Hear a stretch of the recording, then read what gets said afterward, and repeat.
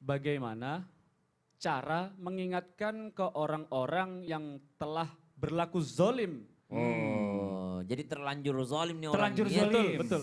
Dan cara mengingatkannya baik. Supaya dia nggak merusak nih ya, biar nggak merusak Betul. lagi dan dia kembali ke jalan Allah. Terutama nggak merusak lingkungan, mengganggu orang lain dan juga merusak kebun orang. Baik. Nggak usah kebun orang.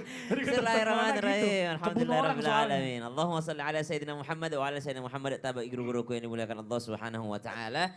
Dan ternyata tibalah kita saatnya bagaimana cara kita mengingatkan. Karena ini kan viralnya di sosial media, maka mungkin saling mengingatkannya juga di sosial media. Salah satunya kita mengangkat tema ini di Mimbar Islam Itu Indah, bahwasanya kita mengingatkan bahwa Islam itu adalah rahmatan lil alamin. Islam itu bukan hanya membawa kebaikan kepada manusia, tapi membawa kebaikan bagi seluruh dunia. Jangankan manusia, tumbuhan pun ada haknya di dalam agama kita. Cara ngingetin orangnya kalau udah terlanjur berlaku zalim, maka yang pertama kata Al-Quran, Qul ya ibadiyalladzina asrafu ala anfusihim la taqnatu min rahmatillah.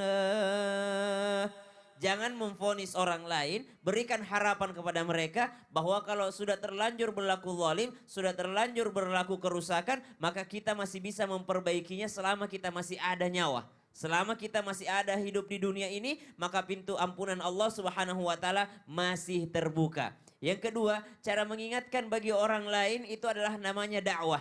Jadi dakwah ini teman-teman harus dengan salam juga. Apa itu salam? Memberikan keselamatan, menyebarkan keselamatan.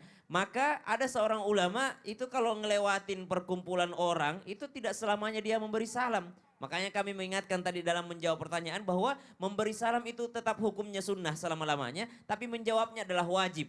Ketika ditanya, wahai Syekh, kenapa engkau tidak memberi salam ketika melewatinya? Saya tidak mau memberikan dosa kepada orang-orang tersebut. Maksudnya, karena kalau saya memberi salam berarti mereka wajib menjawabnya. Kalau wajib, kapan mereka tidak jawab, berarti mereka berdosa. Berarti kalau saya paksakan diri saya sedangkan mereka dalam keadaan sibuk, saya tidak memberi salam. Kenapa? Khawatirnya mereka diwajibkan untuk menjawabnya, lalu mereka berdosa gara-gara saya yang memberi salam. Subhanallah. Maka salam itu memberikan selamat. Mana mungkin ada orang yang mengingatkan temannya tapi tidak memberikan selamatan. Assalamualaikum. Kau nanti itu di neraka digantung. Wah, subhanallah. Awalnya dia bilang assalamualaikum, keselamatan untukmu. Langsung ancam orang dengan neraka. Subhanallah, berarti tidak memberikan keselamatan bagi orang lain. Atau seorang orang tua masuk ke dalam rumahnya. Assalamualaikum. Dijawab dari dalam. Waalaikumsalam. Lalu dalam rumahnya mereka berantem atau bertengkar. Berarti ini bukan menyebarkan keselamatan. Mestinya ketika kita sudah menyebutkan, menyampaikan, mengucapkan assalamualaikum. Artinya saya berjanji engkau selamat dari lisan.